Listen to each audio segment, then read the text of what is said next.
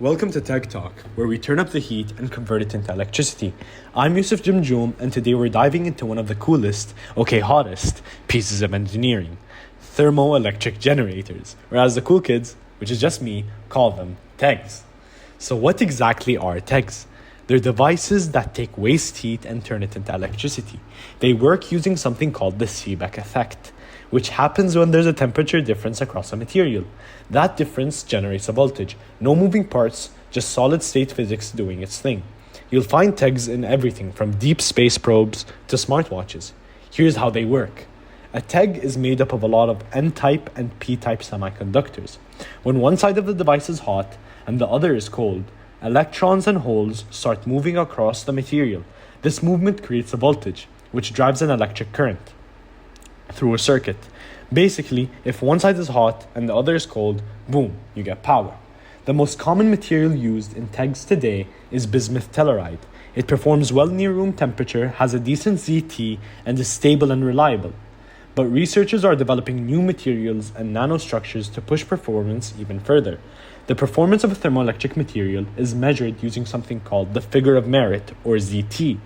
ZT equals the Seebeck coefficient squared multiplied by electrical conductivity multiplied by absolute temperature, all of that divided by thermal conductivity. A higher ZT means better efficiency.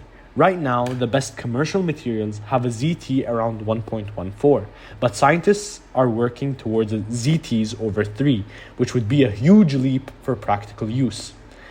And where are TEGs used? Everywhere waste heat exists. For example, NASA has been using radioisotope thermoelectric generators since the 1970s in missions like Voyager, Curiosity, and Perseverance. These RTGs generate electricity from radioactive decay, making them perfect for deep space where solar panels just don't work. In the automotive world, TEGs are being tested to recover heat from exhaust systems, power electronics, reduce alternator load, and improve fuel efficiency. Bonus, they help cut CO2 emissions.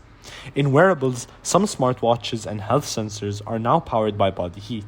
It's still early, but flexible thermoelectric materials are making self-powered wearables a possibility.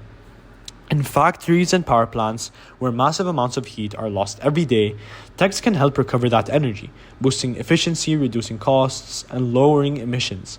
And I've been working on something local, a research project exploring how to integrate TEGs into Saudi desalination plants. The goal is to capture waste heat from the brine or heat exchangers and turn it into power, making the whole process more sustainable and energy efficient. Clean water and clean power from one system. So that's your crash course on TEGs. From space probes to smartwatches, TEGs are helping us turn waste heat into clean power. With more research, we could unlock a new era of energy efficiency. And now, a question for you. If you could power anything using TEGs, what would it be? Personally, I'd love a TEG-powered gaming setup that runs on the heat of my rage. Thanks for tuning in. Don't forget to like, subscribe, and stay curious. And coming up next in the next episode of TEG Talk, we'll dive into the coolest materials powering the future of thermoelectrics. From cutting-edge nanostructures to flexible generators you can wear like a shirt.